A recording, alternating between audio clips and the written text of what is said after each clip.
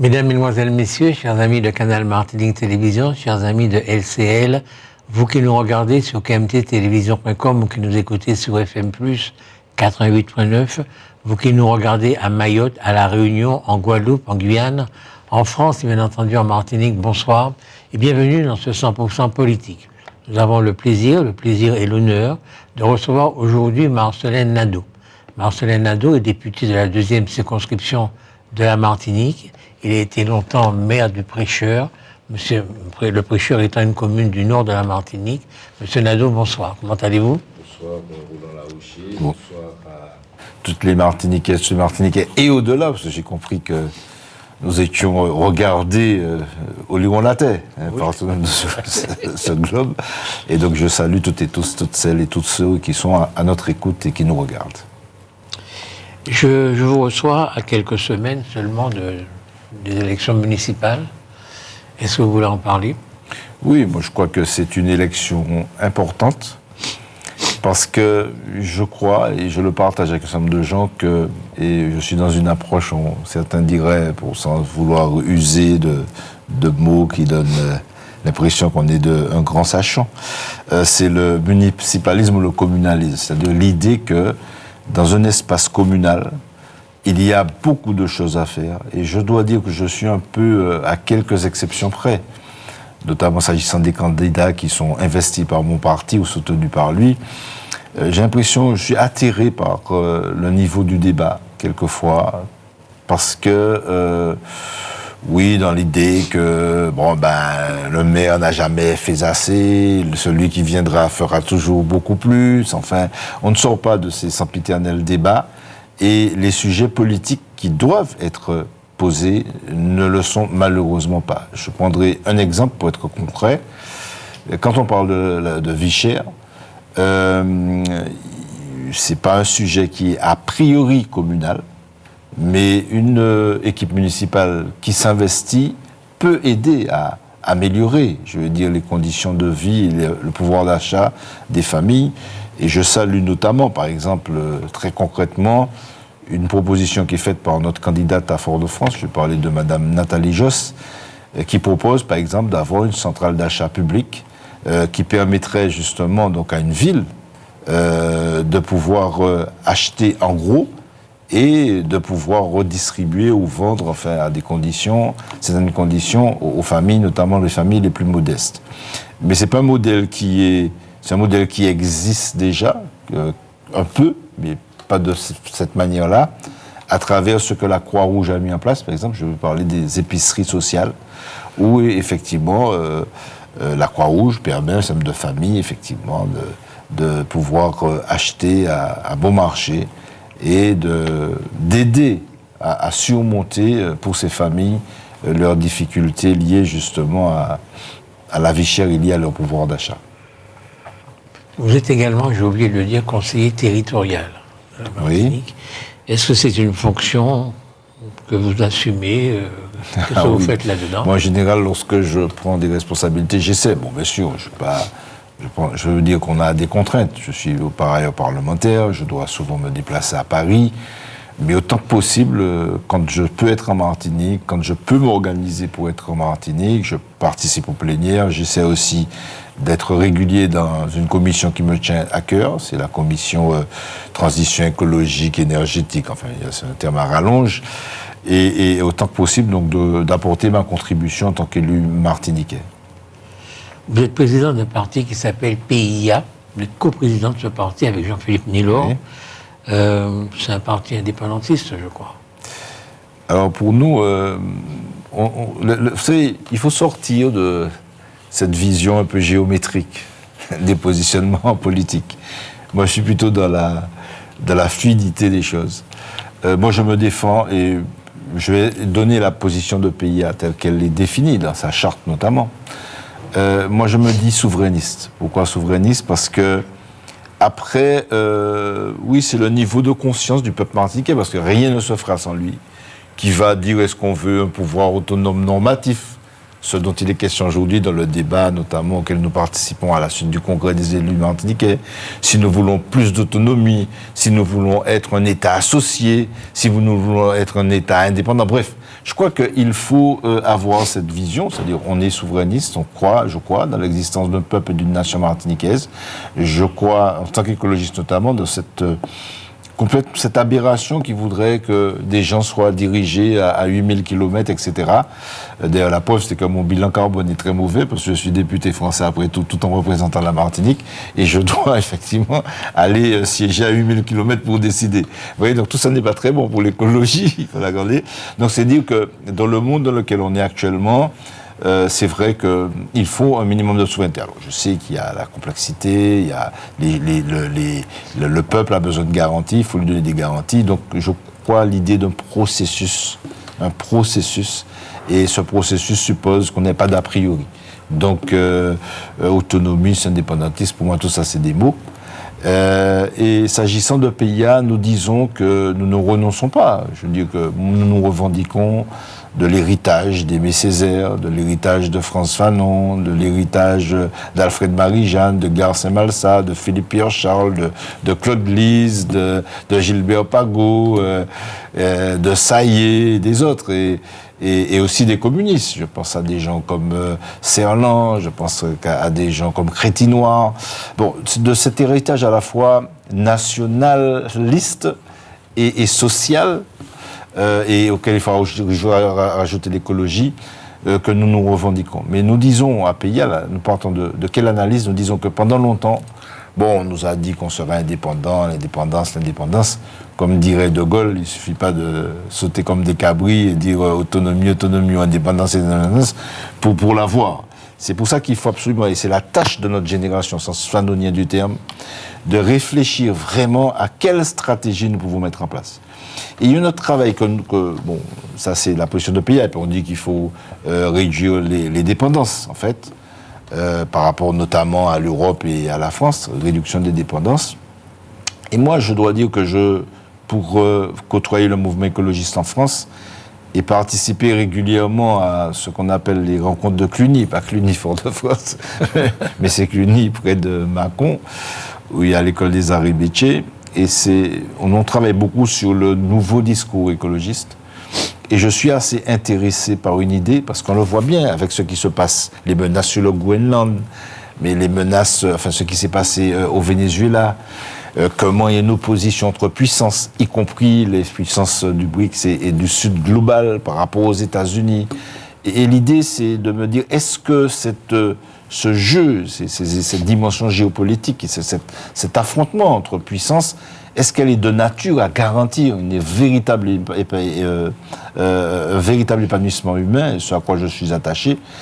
Et c'est pour ça que je suis assez séduit par plusieurs idées aujourd'hui de quelques intellectuels.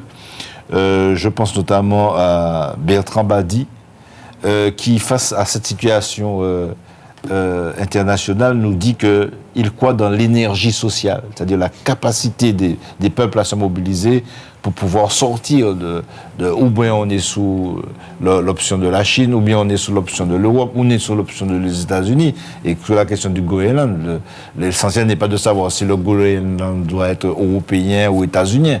L'essentiel, c'est de dire que le Groenland, il doit être géré par les habitants du Groenland avant tout.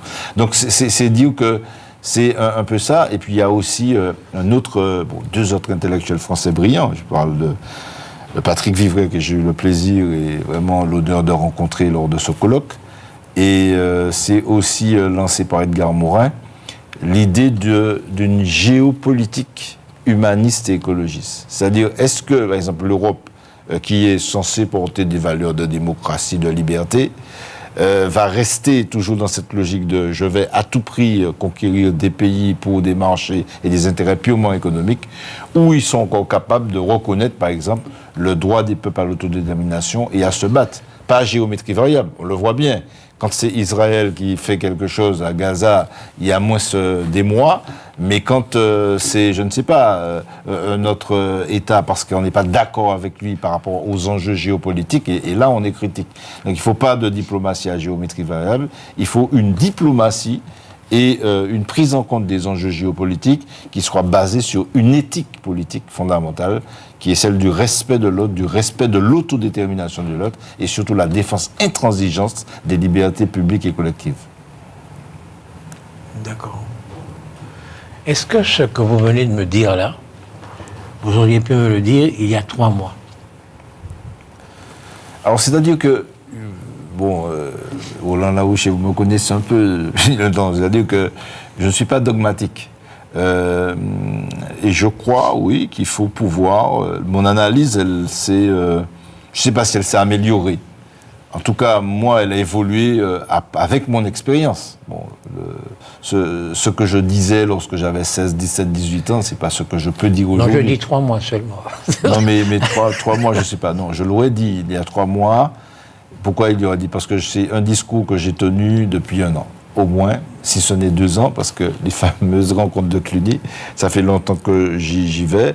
Et quand j'ai eu effectivement connu cette approche un peu des intellectuels dont je vous parle, c'est vrai que c'est une approche qui m'a interpellé. Et ça, je voulais dire aussi qu'elle nous ramène à une autre dimension. À mon avis, et là je ne suis pas dogmatique, l'idée que forcément c'est la mobilisation des gens, des peuples qui fait qu'on peut gagner la souveraineté. Mais en attendant qu'il y ait cette mobilisation, qui est liée à une conscience aussi politique, le travail que nous pouvons faire, c'est aussi interpeller en permanence ce que je fais, la gauche française. Parce qu'on sait que la gauche française, elle est en déconstruction, elle se reconstruit comme toute dynamique humaine. Et peut-être qu'aujourd'hui, dans le contexte international, avec les enjeux aussi géopolitiques différents, bon, je vais revenir dessus si vous le souhaitez, je pense qu'on peut l'interpeller. On peut l'interpeller par rapport à ses valeurs, lui dire, mais qu'est-ce que vous voulez exactement ? Même un moment, quelqu'un pour lequel j'ai une grande sympathie, je parle de Jean-Luc Mélenchon, c'est vrai qu'au départ, il avait cette vision un peu franco-centrée, qui laissait penser que nous étions peut-être la possibilité pour son pays, c'est-à-dire la France, de rayonner. Non, ça c'est pas comme ça qu'un progressiste devrait raisonner. Le progressiste devrait raisonner dans l'idée comment rebâtir un lien international, social, basé sur d'autres valeurs. Alors, ça peut être une idée, je le conçois, dans le contexte international actuel, qui peut paraître utopique, puisqu'on le voit bien, les gens se disent après tout, si je ne veux pas me faire dévorer par les États-Unis, donc je vais m'allier avec la Chine, et il y a très concrètement, de façon pragmatique, des États qui n'ont pas d'autre choix que de faire ce choix-là. Et ça, je peux le comprendre. Maintenant, tout en gérant de façon pragmatique ces réalités, en faisant la réelle politique, n'est-ce pas, je pense qu'il ne nous est pas interdit non plus d'avoir une vision et se dire, mais comment pour nos enfants, pour nos petits-enfants, pour les générations futures, nous sommes en mesure de construire un autre monde qui est fondamentalement possible. Parce que bientôt, on voudrait que mon fils aille faire la guerre. Mais pourquoi je voudrais que mon fils aille faire la guerre? Pourquoi j'accepterais en tant que parent, dans la société à laquelle on vit, avec les moyens que nous avons, que des jeunes aillent se faire tuer pour faire la guerre? Alors, ça ne veut pas dire qu'il faut résister, qu'il ne faut pas résister à des agressions. Mais ça, c'est une autre posture. Mais la guerre, par exemple, que nous promet Macron, ça n'a pas de sens. Et puis, on dit qu'il faut absolument réarmer, notamment sur le plan militaire. Réarmer quoi lorsque je vois la situation? Nous avons aujourd'hui, dans l'humanité, la possibilité de donner à des êtres humains la possibilité de s'épanouir. Nous ne le faisons pas, nous refusons de le faire. Et ce que nous voulons aujourd'hui, le monde que nous voulons pour nos enfants, c'est un monde de conflit, c'est un monde de compétition forcenée, c'est un monde où on nous apprend à ne pas nous aimer les uns les autres, contrairement à ce qui est dit dans le texte sacré. En bref, de ce monde-là, je n'en veux pas. C'est pour ça que j'ai la prétention, l'ambition et peut-être l'illusion, je ne sais pas, il faut voir. Mais en tout cas, j'y crois à la nécessité de construire un autre monde parce qu'il y a un autre monde possible. D'accord. C'est extraordinaire. Vraiment, je vous écoute. Comme d'habitude, oui. Je veux dire que c'est extraordinaire. Et toujours admiratif. Non, mais comment vous ne vous êtes pas rendu compte que le monde a basculé? Je veux dire que comment on peut imaginer qu'un pays puisse prendre des avions, des mitrailleuses, et aller mitrailler des embarcations dans la mer, quoi. Oui. Comment vous pouvez imaginer que ça puisse exister? C'est pas un homme qui a fait ça, c'est un pays qui s'appelle les États-Unis d'Amérique. c'est un basculement de l'homme qu'on puisse aller au Venezuela, prendre le chef du Venezuela et puis l'emmener, machin. Le monde a basculé. Mais on est d'accord, c'est-à-dire dans l'idée qu'on reconnaît cette évolution du monde tout en souhaitant qu'il n'en soit pas ainsi. Et vous avez parfaitement raison, c'est-à-dire que quand Trump, avec tout ce qu'on peut lui mettre sur le dos, et je crois que c'est pas un homme qui a ma sympathie, ça c'est une évidence. Maintenant, il est la caricature. Quand on parle par exemple de la doctrine Monroe, on sait bien que quand on dit doctrine Monroe, au départ, la doctrine Monroe, c'était pas pour permettre aux États-Unis d'Amérique de dominer la sphère, comme on dit, occidentale, tout le continent américain. C'était avant tout dire aux Européens, sur la question coloniale par rapport aux Amériques, faites attention, ne touchez pas à nous. Mais après, son extension, sa transformation, renforcée, caricaturée par Trump, il va être Trump jusqu'à la caricature, je suis d'accord avec vous. C'est une volonté politique de transformer ce monde. Cela étant, on est réaliste. La réalité, c'est qu'aujourd'hui, on peut être effrayé de voir que, à travers la politique que veut mener Trump, la fameuse politique MAGA, qu'ils sont capables de faire ce qu'ils ne feraient pas. MAGA, c'est Make America Great. L'Amérique d'abord. Great again. Voilà. Ou First America, tout ce que vous voulez. America First, du moins. Bon. Et donc, avant, on prétextait, on se souvient du Chili, parce qu'il n'y a pas une rupture fondamentale avec les habitudes de l'impérialisme américain, états-unien, je préfère dire. Mais ce qui m'effraie, c'est le caractère décomplexé. C'est-à-dire qu'un pays peut se dire, aujourd'hui, je vais chercher un chef d'État parce que j'estime qu'il est dans le narcotrafic, ce qui est fondamentalement faux, s'agissant du Venezuela, on le sait, et on l'emmène en prison aux États-Unis. C'est pas la première fois que ça se passe. Vous le savez, avec Bush, Noriega, on était allé le cueillir aussi de la même manière. Bon. Et ça interpelle en fait sur déjà le multilatéralisme, le droit international, son respect, son application. Et ça m'effraie d'autant que c'est pas où on a encore vu sur la question des élections en Argentine. Comment un chef d'État peut dire si vous ne votez pas pour un tel, vous n'aurez pas l'argent. Et du coup, ça peut effectivement fortement influencer les élections. Quand vous avez un haut fonctionnaire européen qui prend des mesures douanières, on dit interdiction de vous rendre aux États-Unis. Alors, les histoires de menaces sur les juges de Madame Le Pen, ils ont été plus ou moins levés, mais ça ne m'étonnerait pas que ça ne sera pas véridique. Et je crois à la véracité de tout cela. Et tout cela est accompagné d'une extrême droitisation des sociétés. On voit, mais en Europe, bien sûr, mais on le voit également sur le continent américain. Et tout ça n'augure pas, justement, de perspectives réjouissantes. Cela étant, je crois qu'il faut résister. Et nous ne pouvons céder à la désespérance et nous ne pouvons accepter, sans résister, cette évolution du monde. Et je crois que je fais partie de celles et de ceux qui disent et qui répètent que l'heure est à la résistance et il faut absolument nous organiser. Et c'est en ce sens que je parlais justement de Bertrand Badi et l'idée d'énergie sociale. Je pense que je crois de plus en plus à la capacité des peuples, à la capacité des mobilisations pour au moins faire reculer sur un certain nombre de choses.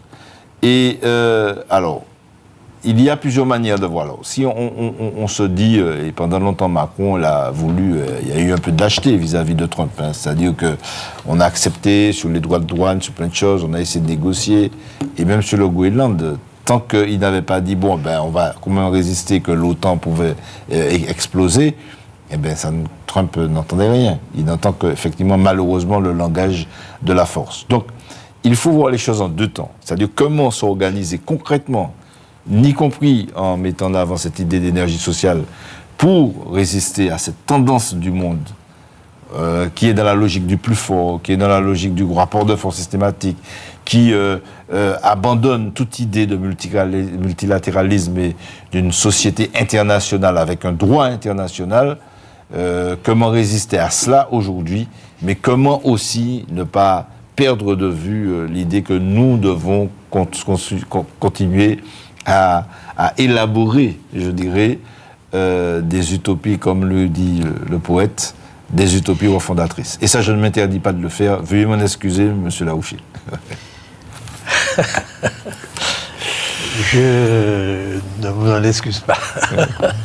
Je veux dire que l'organisation des sociétés aujourd'hui se fait autour de l'État. La France est un État, l'Angleterre est un État, les États-Unis c'est un État.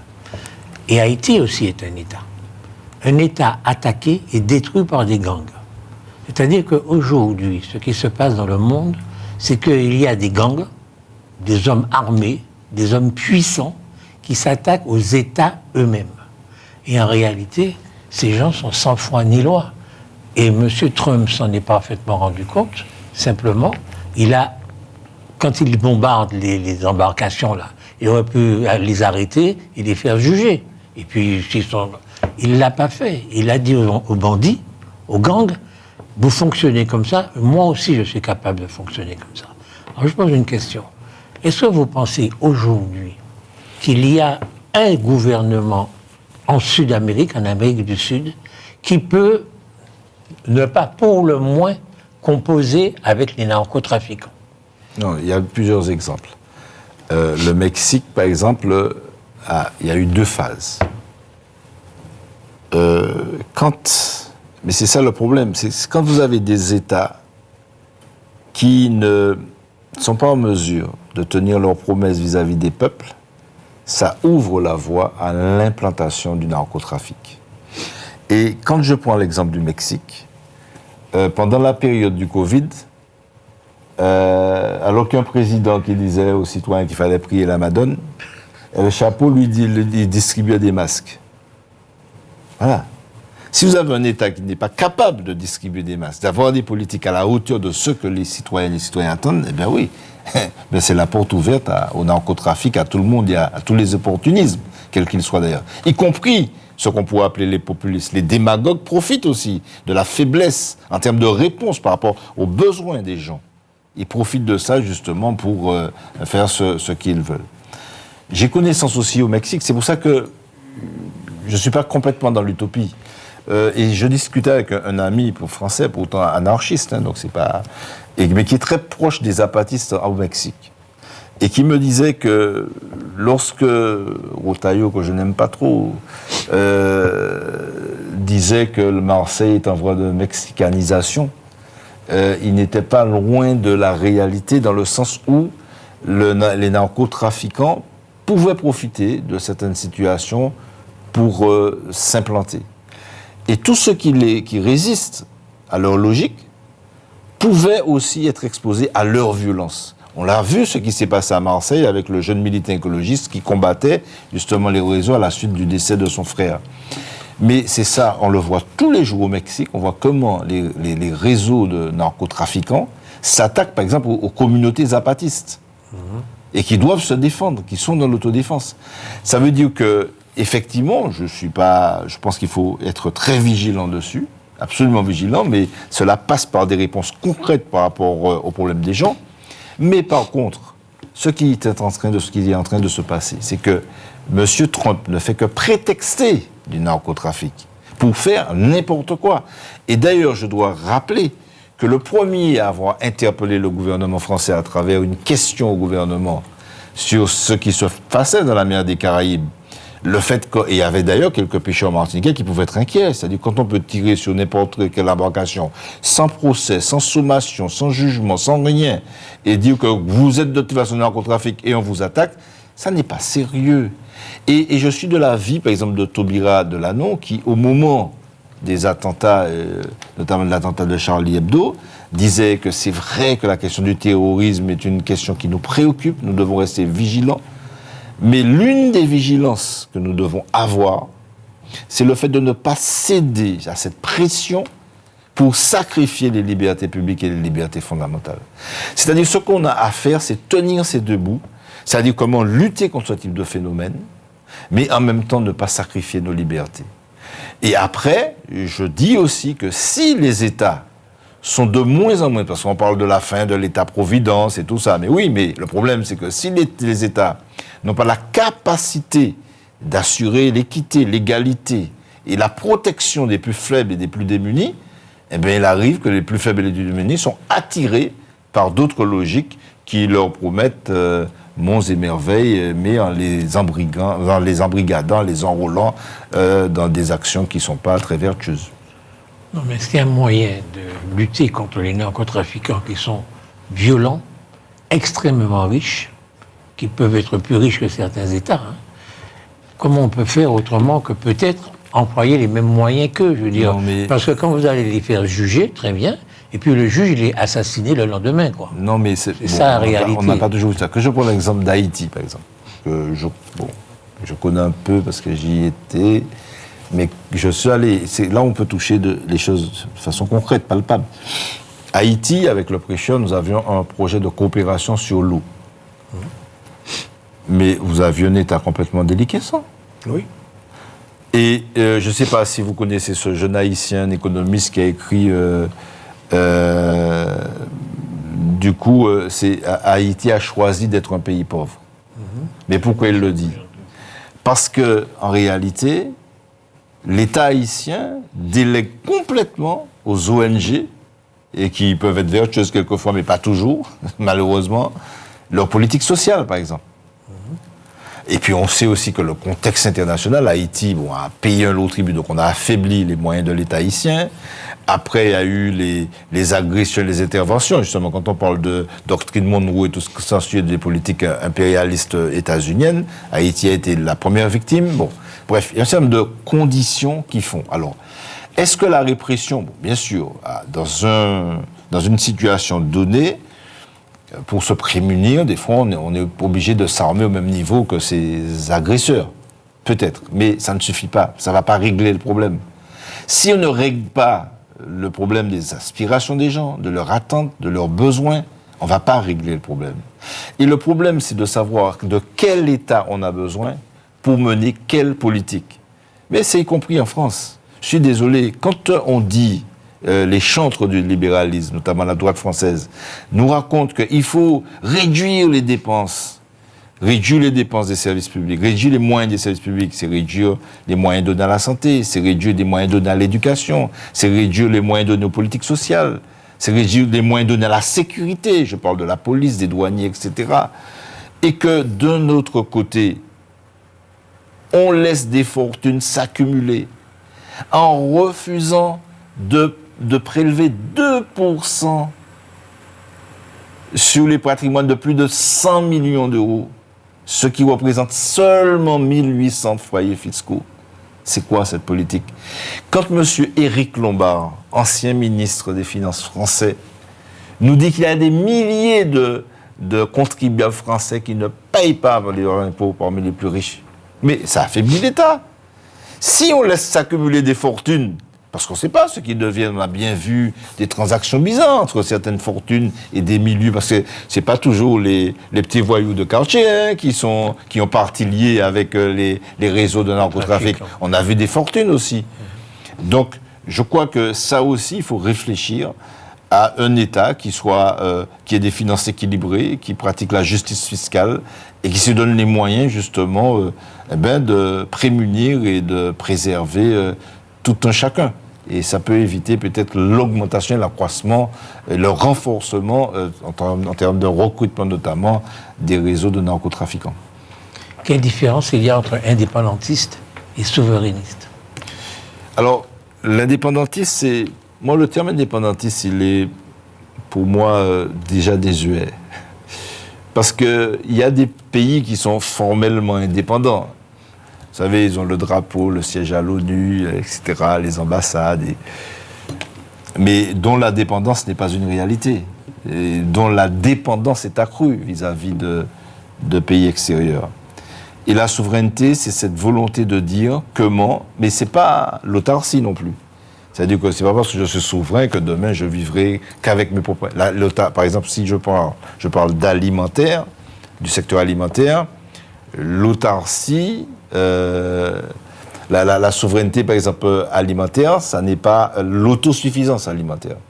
Je ne crois pas que l'autosuffisance alimentaire, ça soit possible. Parce que même un pays comme la France, je prends cet exemple-là, qui a des grosses capacités de production dans le domaine alimentaire et dépendant à 60%. Bon, ils peuvent faire mieux, mais bon, ils ont choisi aussi d'être un peu dépendants. Mais je veux dire qu'un pays ne peut pas être totalement autosuffisant. Par contre, ce que j'appelle la souveraineté dans le domaine alimentaire, c'est la capacité pour un État de maîtriser ses relations avec les autres. Et je prends toujours cet exemple, d'ailleurs je ne vais pas vous dire, c'est quelqu'un qui vous est cher, qui me l'avait expliqué, et je lui suis reconnaissant. Voilà, c'est votre frère qui a vécu au Burkina Faso et qui m'expliquait comment justement on pouvait taxer à certains moments que le Burkina Faso produisait de la pomme de terre. Les Burkinabés étaient gros consommateurs aussi de pommes de terre et qu'il y avait un système de taxes qui faisait qu'on régulait en fonction de la surproduction, de la sous-production, mais pour toujours satisfaire les besoins alimentaires de la population. Et je trouve ça génial et c'est ça que j'appelle souveraineté alimentaire. C'est sa capacité de gérer, de gérer les flux, etc., de les augmenter, de les réduire. C'est ça que j'appelle la souveraineté, mais la souveraineté, c'est la maîtrise des interdépendances du monde. C'est ça. C'est Patrick Chamoiseau, que je salue au passage, qui l'explique fort bien. C'est la maîtrise, et donc García Massa est repris dans la mutation Martinique, c'est la maîtrise des interdépendances, et c'est ça qui est pour moi la souveraineté. Mais c'est pas l'autarcie. Autant je suis contre le système néolibéral avec la mondialisation néolibérale, moi je crois de plus en plus à la nécessité de la fraternité des peuples, et je suis, plus ça va, j'étais internationaliste dans ma jeunesse, je l'étais moins à un moment de ma vie, mais je le redeviens parce que dans le monde qui va, je trouve ce positionnement-là nécessaire, et ô combien nécessaire. La Martinique souverainiste, par rapport à la France, ce serait quoi ?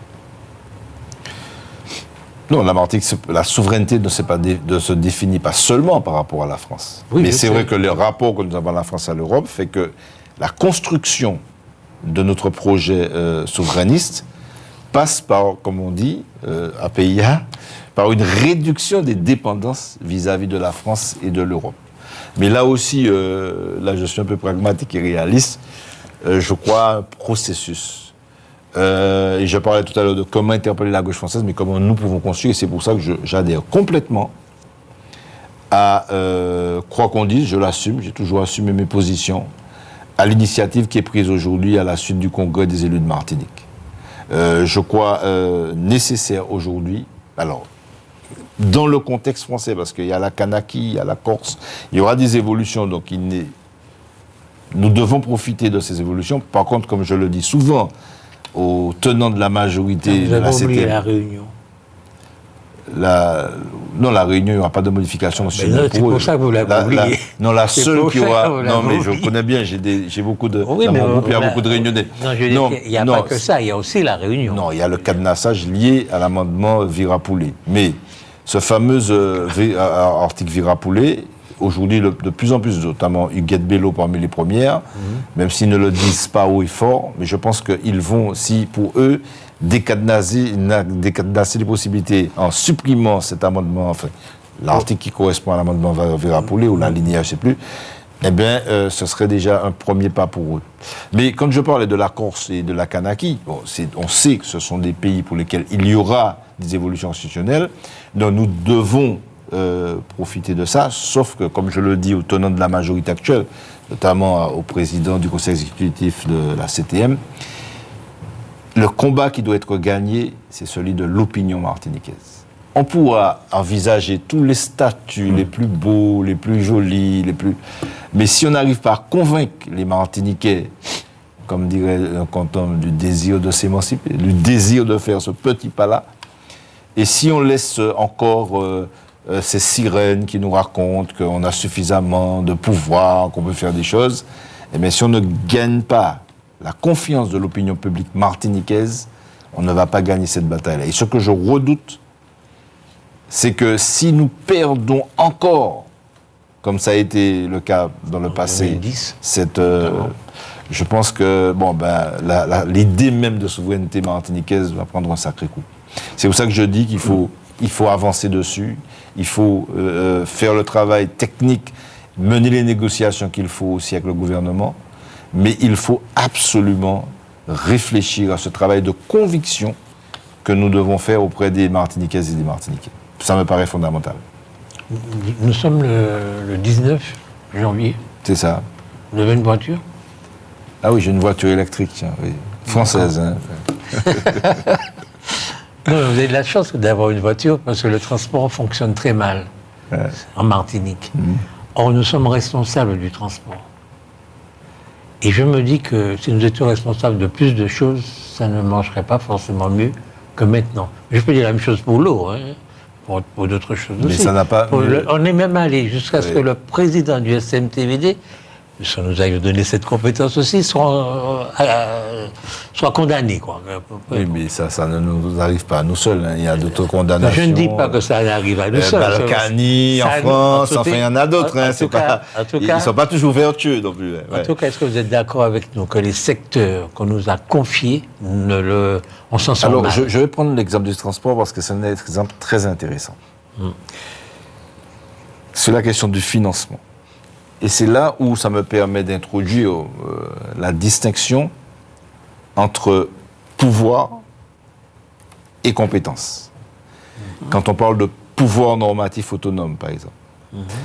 Quand on délègue une compétence à une collectivité, c'est dans un cadre législatif ou réglementaire, tout est encadré, tout est fixé. C'est-à-dire que vous exercez la compétence, mais en ayant justement un cadre que vous devez absolument respecter, auquel vous devez absolument vous conformer. Et si je reviens sur la question du transport, nous souffrons au niveau du transport d'une difficulté de financement du transport. Et pourquoi? Parce que ce qu'on appelle le versement mobilité ou transport, il a été conçu pour des collectivités françaises avec des entreprises d'une taille moyenne plutôt importante. Alors que le tissu économique, notamment de la Martinique, mais c'est vrai pour d'autres pays, des 10 outre-mer, c'est plutôt des petites et très petites entreprises. Donc voilà que vous avez un dispositif de financement, donc un dispositif législatif, qui encadre une compétence donnée à une collectivité, le transport, mais qui ne correspond pas à la réalité de notre tissu économique.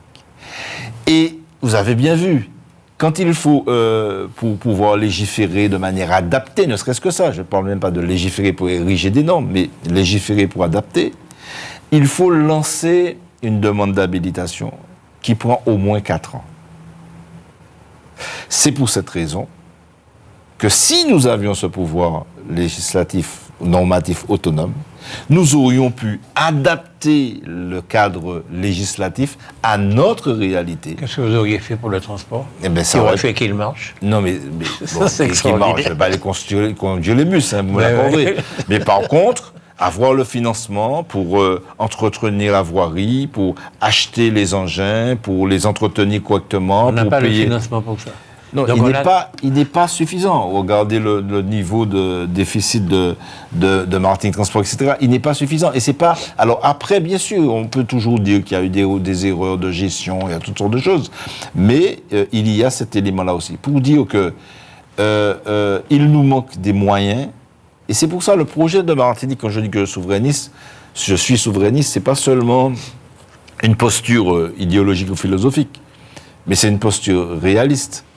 C'est-à-dire que qui mieux que vous être à même de voir ce qu'il vous faut pour mener des politiques publiques dans l'intérêt des populations concernées? C'est vous. Et on le voit. Alors quand vous me dites, par exemple, sur le transport, parce que ça m'amuse un peu quand on en parle, parce que figurez-vous que l'État français était responsable de notre transport avant la décentralisation. Mais l'État français n'avait rien fait du tout. Rien. Zéro. Et si ce n'était nos chauffeurs de taxi, nos petits entrepreneurs martiniquais qui avaient inventé le système qui valait ce qu'il valait, du tombé-levé. Est-ce que ça marchait? Ça marche, ça a rendu. Donc l'État français avait rien à faire, il laissait faire.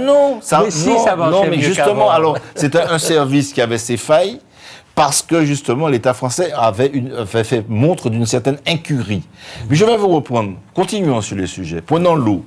Mais là aussi, à quel moment le principe de l'eau paie l'eau a été appliqué chez nous? Bien après qu'aient été créées les agences de l'eau dans les régions françaises.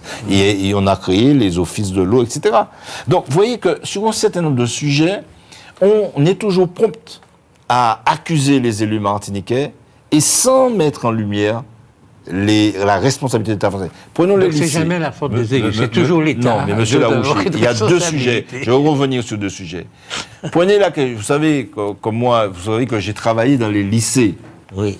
Bon, excusez-moi, hein, lorsqu'on voit l'état dans lequel on nous a laissé le lycée Schellcher, lorsque c'était l'État qui gérait, quand on voit tous les efforts en construction, en rénovation de lycées que notre collectivité a fait, depuis Darcière, etc., Marie-Jeanne, en passant par tous les autres, mais on peut pas... C'est vrai. Mais dernier sujet, grâce à Colise, alors que l'eau n'était pas une compétence départementale, nous avons eu l'usine de Vevey. Alors que l'État français avait une responsabilité énorme de la question de la pollution chlordécone, on le sait. C'est pas l'État français qui a eu la maîtrise d'ouvrage de l'usine de Vevey. C'est bien le Conseil général de la Martinique qui, dans l'intérêt des Martiniquais et des Martiniquais, donc des élus martiniquais qui ont pris cette responsabilité. Dernier sujet, prenons la question de la pêche. Oui, c'est vrai qu'il mérite de se structurer en filière sur les aménagements, à l'époque on appelait ça les APID, les aménagements portuaires d'intérêt départemental qui se sont transformés depuis la CTM en APID, aménagement portuaire d'intérêt territorial. Mais c'est une invention des élus martiniquais. Parce qu'on a notre réalité qui parle. Les Français, en France, en Europe, ils ont des ports de pêche. Ils concentrent tout. Mais nous, vous avez des petits ports dispersés. Comment, et les gens, que vous le voulez ou pas, ils restent là. Comment on pouvait aider à les équiper? Eh bien, les élus martiniquais ont eu ce génie d'inventer ce concept-là. Et qu'ont dit les représentants de la Commission européenne lorsqu'ils sont venus? Ils ont dit, ah non, mais vous avez trop de ports de pêche, trop de financement de la pêche, trop dispersé. Ça, c'est leur vision. Mais n'empêche que les élus martiniquais, partant des réalités martiniquaises, ont eu ce coup de génie d'inventer ce concept d'aménagement portuaire d'intérêt à l'époque départementale et qui est devenu depuis d'intérêt territorial. Donc, vous voyez, donc les élus martiniquais, bien sûr, comme partout, il y a des élus qui n'ont pas l'éthique politique qu'il faut et qui n'ont pas la rigueur qu'il faut. Oui, c'est très bien. Mais il n'y a pas que ça, il y a des élus qui méritent d'être élus. Le reproche que je peux faire aux élus martiniquais, par contre, c'est d'être un peu, il y a beaucoup d'entre eux, c'est d'être un peu embourbé dans cette vision, ce que certains appellent l'impératif gestionnaire. C'est-à-dire d'être toujours plus juriste que le juriste, plus légaliste que le légaliste, de vouloir gérer comme le maître voudrait que l'on gère. Et là, j'appelle justement des élus, ça tombe bien parce que nous sommes dans le contexte des municipales, à l'audace. J'appelle à l'innovation, j'appelle à une autre vision, et j'appelle à politiser aussi les élections municipales. Sortir de ces histoires de quatrième fleur ou machin de je ne sais quoi. Et il faut poser des problèmes politiques. Pourquoi? D'autant que nous sommes dans un contexte où c'est mon rapport fait, et les gens sont inquiets par rapport à la conjoncture internationale. Nous avons des problématiques qui ne sont pas réglées. Tiens, quand on parle des sargasses, vous pensez que les élus martiniquais, si je prends ce sujet-là, et je vais interpeller très bientôt d'ailleurs le gouvernement français dessus, très précisément le 27, comment vous pouvez dire que les élus martiniquais sont seuls responsables de la question des sargasses? Mais les sargasses, c'est un bon sujet. Qui a géré fondamentalement la question des sargasses? C'est les maires, avec les moyens qu'ils avaient. Alors après, on n'a qu'un GIP, la CTM, l'État. Mais les maires ont fait ce qu'ils pouvaient. Mais qu'a fait l'État français sur la question du ramassage? Alors, ils attendent que le TUC arrive dans la bande des 300 mètres et ils disent, c'est vous les maires. Mais avant d'arriver dans la bande des 300 mètres, ils étaient dans la zone gérée par l'État. Pourquoi on n'a pas organisé le ramassage? Ça, c'est la première chose. Pourquoi l'État n'est pas plus offensif sur la question du ramassage? Et puis, il y a des questions qui sont posées. Nous avons été sous-représentés lors du sommet de Rio, là, récemment. Nous avons été sur la COP qui s'est tenue au Brésil, sous-représentés, alors que nous sommes fondamentalement concernés. Concernés, par exemple, quand on pourrait parler du Mercosur, la question du Mercosur nous concerne. Parce que les sargasses, ils ne viennent pas du ciel. Hein. Les sargasses, tout le monde sait aujourd'hui que l'échouage massif de sargasses est lié à la déforestation. Quand vous allez contre d'ailleurs la vie des paysans, des petits paysans brésiliens, vous allez accélérer justement le modèle d'élevage qui est l'élevage intensif, etc.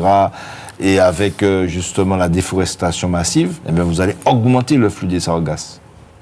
Pourquoi on n'envisage pas, pour essayer de freiner ces ardeurs productivistes en matière agricole, pourquoi on ne taxe pas les importateurs de viande bovine, par exemple venant du Brésil, pour financer justement, au niveau de l'État français, au niveau de l'Europe, pour financer justement le traitement conséquent de ces sargasses, qui est le prochain scandale après le chlordécone. Parce que vous savez, moi je l'ai vu, c'est dans ma circonscription que je vais au Marigot, de la hauteur du Marigot, vous voyez comment le faux plafond, les appareils électroménagers sont complètement bousillés par... Alors vous pensez que ce qui se fait pour la matière, ben pour moi, pour l'être humain, ça doit être catastrophique. Excusez-moi, mais la souveraineté institutionnellement, ça se traduit par quoi? C'est l'autonomie, c'est quoi? Non, ça dit que, alors, l'autonomie, déjà, il n'y a pas une autonomie. Hein, il y a plusieurs modalités d'autonomie. Hein. Oui. Ça se traduit par une assemblée souveraine, déjà, oui, qui aurait cette capacité de légiférer dans un certain nombre de domaines. Alors, c'est ça le degré, la différence entre l'autonomie et l'indépendance. Un certain nombre de domaines. Oui, c'est-à-dire que les domaines, par exemple, ceux qui relèvent de la compétence régalienne ou des compétences régaliennes de l'État. Alors, pour moi, on met souvent la santé dans le régalien, mais pour moi, c'est pas du régalien. Pour moi, le régalien, c'est la défense, la diplomatie et la monnaie, peut-être, à quelques exceptions près. Et tout le reste peut être géré, ça existe. Alors, c'est ça. Vous avez, alors, en Polynésie, par exemple, si je prends la question de l'éducation, ils ont un degré d'autonomie. Alors, sur l'éducation, par exemple, sur la question des programmes, on est un peu timoré. On dit, ouais, mais c'est l'État, on laisse pour avoir des diplômes nationaux, pour ne pas les dévaloriser. Vous savez que les Polynésiens, et je salue s'ils me regardent, parce que vous m'avez dit que vous êtes regardé, c'est mon ami et camarade Bozerson, qui est président du gouvernement de Polynésie. Ils sont arrivés à obtenir, c'est pour ça qu'il y a les négociations, c'est important, et le rapport de force dans les négociations sont importants, d'obtenir d'avoir le financement du personnel par l'État et en même temps la capacité d'élaborer avec l'État les programmes scolaires. Et nous avons tendance à dire oui, on va s'occuper que du créole, que de l'histoire et de la culture, juste quoi. Non. Il faut demander à l'État français la possibilité de travailler à la coélaboration des programmes scolaires. D'autant que ce qui se passe, concrètement, dans le système de décentralisation, on en parlait de souveraineté, l'État sur l'école, on vous dit, occupez-vous du bâtiment, occupez-vous à embaucher et rémunérer le personnel qui s'occupe de l'entretien des bâtiments, verser une dotation globale de fonctionnement chaque année à chaque établissement, collège, lycée, etc. Bon, c'est la même chose le même parallèle peut être fait pour les communes. Et puis, nous, on s'occupe de l'essentiel, la pédagogie, etc. Alors que, bon, déjà, je ne crois pas que la pédagogie elle-même, je parle souvent de pédagogie élargie, elle supporte cette genre de segmentation un peu arbitraire. Et la question éducative, elle englobe la dimension scolaire, mais elle se niche à plusieurs moments de la vie, par exemple, d'un enfant. C'est le scolaire, c'est le périscolaire et c'est l'extrascolaire. Le scolaire, bien sûr, comme l'activité purement les maths, les machins, les sciences, tout ce qu'on fait à l'école. Mais quand on va au centre aéré ou quand on va en garderie, etc., il y a des choses à faire. C'est un moment d'éducation aussi. Et c'est pire l'extrascolaire. C'est-à-dire que si vous donnez un certain nombre d'habitudes aux enfants, vous leur apprenez une éthique, et que quand ils sont en vacances, et qu'ils sont exclusivement pris en charge par leur famille, et qu'il y a un certain laxisme, et qu'on les laisse regarder n'importe quelle vidéo, eh bien c'est qu'on sait tout ça fait, ou tout est fait avant, parce que c'est bien. C'est pour ça qu'il faut voir ça comme une condition. C'est pour ça que cette question de séparation, de segmentation des pouvoirs, de machin. Et d'ailleurs, je dois vous dire très concrètement que j'ai fait une proposition concernant la particularité d'une proposition de loi. Bon, bien sûr, le gouvernement ne veut pas en discuter, mais bon, mais c'est quand même fait la proposition du principe de subsidiarité. C'est quoi la subsidiarité ? C'est la possibilité pour une autorité politique, une collectivité, d'intervenir dans un domaine quel qu'il soit, en fonction de ses moyens. Et ça n'est pas très éloigné de nos réalités. En 1932, au moment après la deuxième éruption, le petit volcan. Vous savez, Joseph Lagosilière disait, face au risque naturel, il nous faut un patriotisme local. Mais vous connaissez les positions politiques de Joseph Lagosilière, qui était plutôt assimilationniste, il n'avait rien ni d'indépendantiste, mais il parlait de l'idée que les collectivités, l'État, tout le monde devait se mettre autour du table, et celui qui pourrait faire, devrait faire. Et je reviens à un exemple concret. Les deux entités dans le système étatique français qui ont la compétence générale, c'est d'une part l'État et de l'autre les communes. Tout ce qui est PCI, ils n'ont pas la compétence générale. Le problème, c'est que même si vous avez la compétence... comme diraient les juristes, nonobstant les histoires de délégation, je ne vais pas faire, c'est trop compliqué. Mais, en fait, vous pouvez avoir la compétence. C'est quoi une compétence ? Je parlais tout à l'heure de compétences encadrées, avec un cadre législatif. C'est la faculté de faire. C'est-à-dire que vous avez la faculté juridique d'intervenir. Mais sur la question des risques, si vous n'avez pas l'argent, vous n'avez pas compétences ingénierie, vous n'avez pas les moyens pour faire, vous ne pouvez pas faire. Donc, quelle que soit la réalité de la répartition des compétences juridiques, on peut penser que celui qui peut le fait, mais sans déposséder fondamentalement l'autre de ses moyens juridiques et tout ça. Donc, c'est pour ça que je dis cette vision géométrique des réalités, ou indépendance, autonomie, machin. Moi, je crois en un processus d'émancipation de mon peuple qui tient compte du niveau de conscience des gens. Parce que c'est des gens qui veulent. Ils disent, si on veut l'autonomie, l'indépendance associée, l'autonomie, association, tout ce qu'on veut, c'est eux, c'est à partir d'eux. Mais pour ça, il faut toujours être prêt, comme le dit Garcés Malsa avant moi, et je le respecte en cela, être prêt à conquérir des espaces de souveraineté. Vous parlez des programmes scolaires, à un moment tout à l'heure.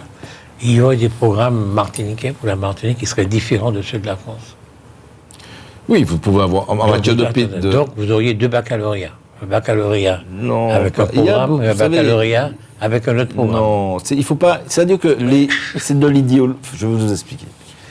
L'idéologie jacobine française veut nous faire croire, toujours croire, que le droit français est unitaire, que l'État français est unitaire, et c'est un juriste français, pourtant de droite, ça n'a rien de révolutionnaire, qui s'appelle, comme je sais que vous avez une formation juridique, que vous avez dû connaître lors de vos études, c'est le doyen Carbonnier qui parlait de flexible droit. En réalité, quand on prend tous les statuts existants dans le système français, toutes les dérogations, le droit français n'est pas si unitaire que ça. Donc il ne faut pas qu'on me fasse croire que parce qu'on aura modifié des programmes, qu'on aura plus d'éléments de la culture ou du savoir, qu'on aura deux bacs. C'est pas vrai. Déjà la pédagogie, pour faire comprendre une réalité, par exemple la réalité historique, je prends l'histoire comme ça au passage. Vichy, vous allez dire aux enfants, oui, il y a eu Pétain, tout ça. Mais si vous partez de l'amiral Robert et vous lui expliquez ce qu'était la Martinique, l'amiral Robert, et quelle relation la Martinique a eu avec la France, et contrairement à ce que disent des esprits chacun, que ce serait, oui, le fait que l'indépendance, ce sera la même chose que Robert, et expliquer que justement, c'est parce qu'on est trop dépendant de la France, et qu'à ce moment-là, il y avait des embargos. Eh bien, l'enfant a une compréhension du monde, incluant aussi une compréhension de la réalité qui a été celle de son pays à un moment donné de son histoire. Et il n'y a pas mieux.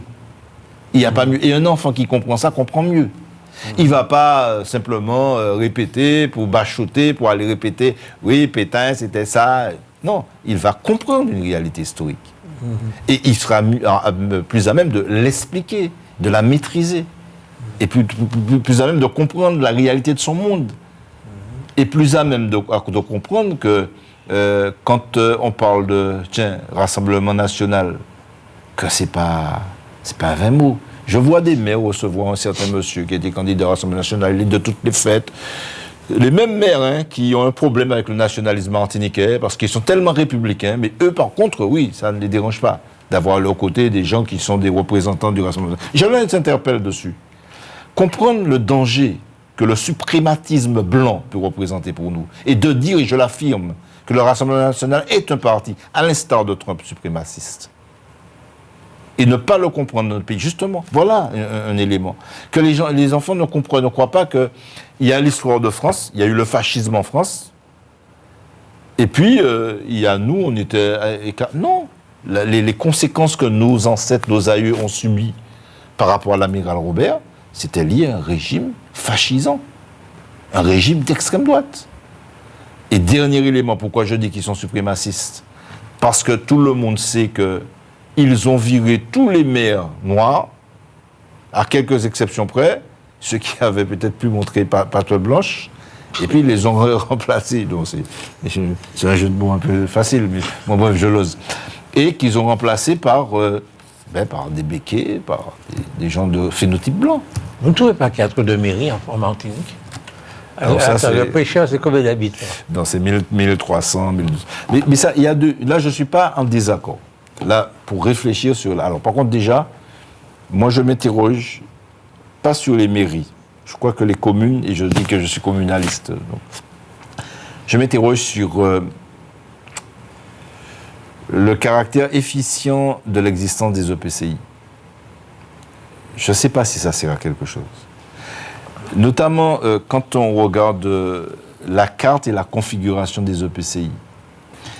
Vous savez, une communauté d'agglo en général, ça correspond à un bassin de vie.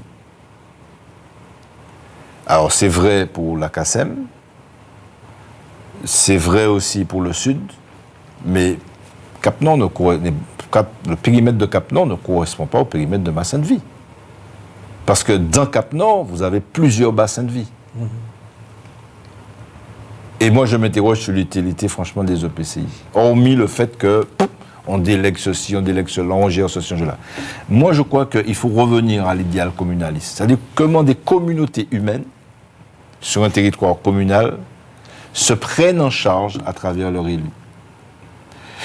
Et comment, quand on va... je parle de subsidiarité, on va gérer un certain nombre de choses et puis on va faire appel à plus haut, soit une collectivité majeure, je pense à la CTM, soit l'État, bon, s'il y a aussi des groupements de communes, soit ces groupements de communes, ce que ça s'appelle des communautés de communes, enfin, il faut voir. Parce qu'il y a un aspect qui m'embête un peu, c'est-à-dire qu'on a l'impression que les EPCI, les établissements publics de coopération... Pourquoi vous ne répondez pas à ma question? Est-ce qu'il y a trop de municipalités? Non, mais je vais en venir justement. Donc déjà, à mon avis, ce niveau, cet échelon-là, je m'interroge dessus. Les communes, c'est vrai que sur le papier, on pourrait, quand je discute avec des collègues de la Réunion qui sont candidats municipaux, quand on me dit qu'une commune c'est 90 000 habitants et c'est pas la capitale, bon, c'est vrai qu'on est loin de ça. Même la carte des communes en Guadeloupe n'est pas la même que nous. Nous avons eu des paroisses, des petites communes, et c'est comme ça que Prêcheur, c'est l'une des premières paroisses de la Martinique. Mais après, donc oui, sur le papier, pourquoi pas? Mais il y a la sociologie, c'est-à-dire l'attachement des gens aux communes. Alors, j'ai pensé un moment que on pouvait participer du mouvement, mais pas de façon contraignante et autoritaire, mais à une dynamique de fusion de communes. Fusion de communes. Ça se fait, par exemple, très récemment en région parisienne, je ne sais pas si vous êtes au courant, mais il y a une fusion entre Pierrefitte, je crois, et Saint-Denis. par exemple. Donc, et pourtant, ce sont de grandes villes, quoi.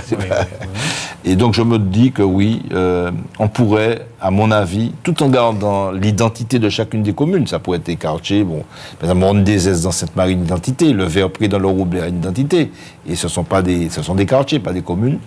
Donc, on pourrait envisager qu'en gardant cette identité forte des communes, cette adhésion à la commune, qu'il y ait des modalités permettant aux communes, parce que il y a pas mal de lois, dispositifs législatifs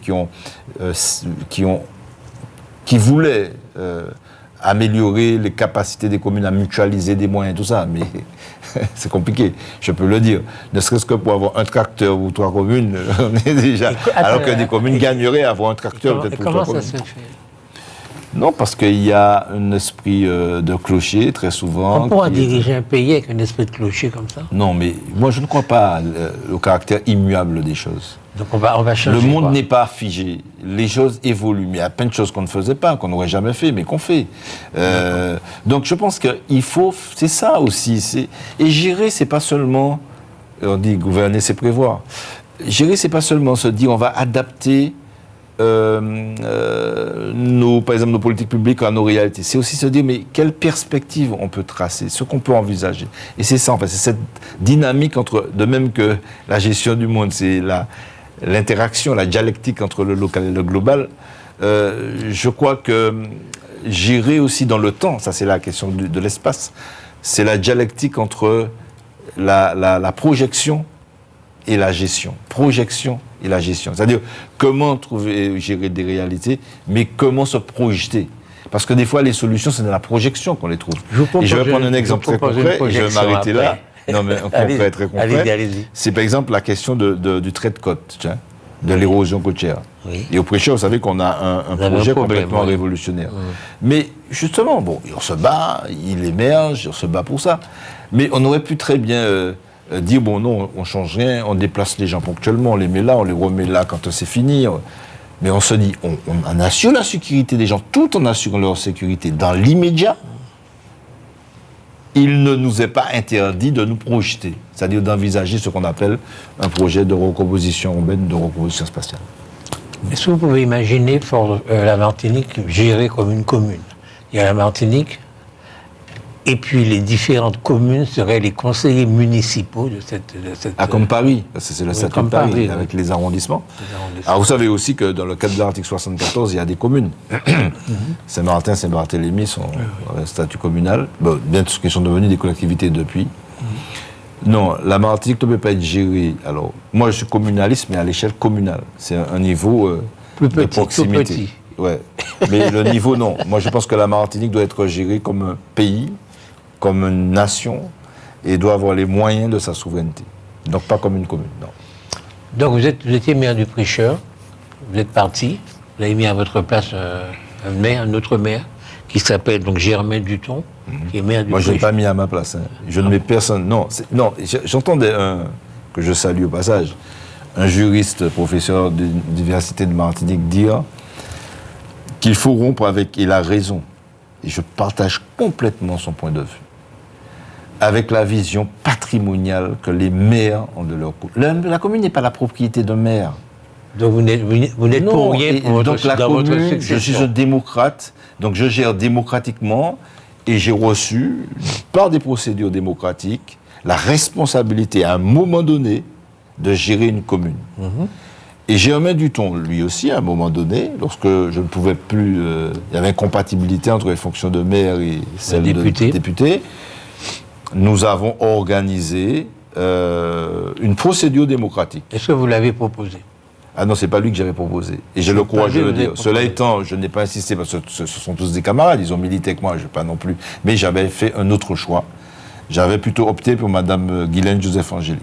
Bon, maintenant, je suis un démocrate. Donc je vais jusqu'au bout de mes convictions démocratiques. La majorité a décidé autrement et je me suis plié au choix majoritaire. Et qu'est-ce que vous proposez maintenant? Et là, après analyse, réflexion, par rapport à la situation, donc j'ai proposé que nous ayons une autre candidate qui est Mme Joseph Angélique. Bon, bien sûr, ça ne fait pas toujours plaisir de s'entendre dire que bon... Donc j'ai eu une franche discussion à un moment avec l'actuel maire, Et nous avons décidé, nous avons un mouvement, je dis c'est un mouvement préchotin communaliste, nous avons décidé d'organiser une réunion où étaient présents les militants de notre mouvement. Et donc j'ai proposé, Madame Joseph Angélique, j'ai demandé s'il y avait d'autres candidatures. Personne ne s'est proposé. Et tout le monde, à l'unanimité, a voté pour Madame Joseph Angélique, dont l'actuel maire de Prichon. C'est ça la vérité. Vous l'aviez vu avant. Vous avez Bien sûr, discuté c'est à la avec- suite de la discussion que j'ai eue avec lui que nous avons eu cette réunion. Est-ce qu'il y a quelque chose que vous souhaitez dire et que je ne vous ai pas donné l'occasion de dire? Eh ben, déjà, souhaiter aux Martiniquaises et aux Martiniquais, et à vous-même d'ailleurs, et à Merci votre équipe, beaucoup. et à vos proches, à votre famille, une excellente année 2026, bien, tout en sachant que ça risque d'être compliqué. Mais maman, nous marierons nous pour nous garder, comme nous palancher la vie, parce que comme disait un grand groupe martiniquais, si la vie a pas qu'à marcher, poussez. Voilà. Vous êtes prêt déjà pour les prochaines législatives? Je suis toujours prêt, moi, comme les guides de France. Mais vous allez vous présenter, ce que je vais vous Ah, demander. ça, oui, à peu près. Sauf si Dieu me prête vie et santé, oui, je le ferai. Voilà. Vous êtes utile en tant que Je député? pense que oui. Alors, Vous avez fait les deux, maire, député. oui, mais Pour ça, vous êtes plus utile. j'aime les deux. Mais ce sont deux fonctions différentes. Maire, bon, on est plus près des gens, on règle des problèmes urgents. Député, ce qui est bien, c'est qu'il y a la capacité à réfléchir, à proposer, à discuter, et aussi à constituer des... Je pense que ce qui est notre faiblesse aussi quelquefois, en tant qu'élu martiniquais, c'est notre... Il y a eu des militants qui ont fait ce travail de réseautage, en fait, dans la Caraïbe, l'Amérique. Je trouve que, notamment les mouvements anticolonialistes, dessus, quand on prend un cas comme Marcel Monville, il avait un réseau international formidable, bon, de par son activité d'avocat. Et je trouve que là, on a régressé un peu. Il faut donc renouer, je disais que j'étais internationaliste, parce que retrouver ces dynamiques internationales, et je crois que, bon, en tant que député, oui, je peux faire ce travail, déjà de travailler sur des textes législatifs, essayer de comprendre les mécanismes, essayer aussi de faire que la situation de mon pays soit connue du plus grand nombre de responsables, non seulement français, européens, mais aussi à l'échelle Dernière internationale. question. Est-ce que le narcotrafic vous fait peur dans notre zone géographique? Ah oui. Oui, ça a dû que Ouais, le et pourquoi vous narcotrafic... voulez qu'on se le rapproche narco- d'elle, alors? Non, mais les conséquences. Quand on voit ces tueries, ces jeunes qui tombent... Donc on n'a pas intérêt à se rapprocher d'elle. Il vaut mieux se rapprocher de l'Europe. C'est plus, Non, mais c'est plus calme quand non, mais même. le narcotrafic n'est pas... Vous savez, le narcotrafic, ça n'est pas le propre de nos pays. C'est-à-dire que nous avons des pays où... parce que c'est un commerce, en fait, un marché. Oui. Donc, il y a des clients en Europe. Les fournisseurs sont quand même Oui, non, mais plutôt chez nous. d'accord, Ouais. mais parce que les fournisseurs, ils sont pauvres et les autres, ils sont riches. Et d'ailleurs, Peu importe, c'est mais la question des c'est drogues. fait. C'est la question des drogues. Des fois, on utilise notamment, en Martinique, cette histoire de narcotrafic comme une sorte d'épouvantail. Mais ce qu'on ne traite Bah, pas... c'est pas un épouvantail. Non, c'est une réalité, c'est différent. Oui. Mais on ne va pas faire peur avec. Il faut régler les problèmes. Et régler les problèmes, non, mais on ne traite pas un problème. Vous savez, il y a une explosion de la consommation de stupéfiants, de drogue. En Europe aujourd'hui, aux États-Unis. Donc, si ces États-là ne traitent pas chez eux ce problème-là, eh bien oui, c'est un marché cible pour le réseau. Mais quand ils vont le traiter, on l'a vu, parce que les statistiques montrent que sur la question de la prise en charge de l'alcool conséquente et du tabac, il y a eu des évolutions, je veux dire, bénéfiques pour les gens, mais ce type de travail-là, il est insuffisamment fait s'agissant des stupéfiants et des produits stupéfiants. Merci beaucoup. Chers amis de Canal Martinique Télévision, nous avons eu le plaisir et l'honneur de converser devant vous avec Marcelin Nadeau, député de la 2e circonscription de la Martinique, président du parti indépendantiste. Qualifiez-le comme vous voulez, c'est pas grave. PIA. Pour moi, ça n'est pas une tare, en tout cas, d'être indépendantisme. Non, mais il faut le dire quand même, parce que vous n'êtes pas... Vous avez une idéologie, quoi. Vous n'êtes pas un député comme ça. Merci beaucoup. Merci Jean-Michel Césaire pour votre excellente réalisation. Et merci à vous de nous avoir été fidèles aujourd'hui. Merci, à bientôt.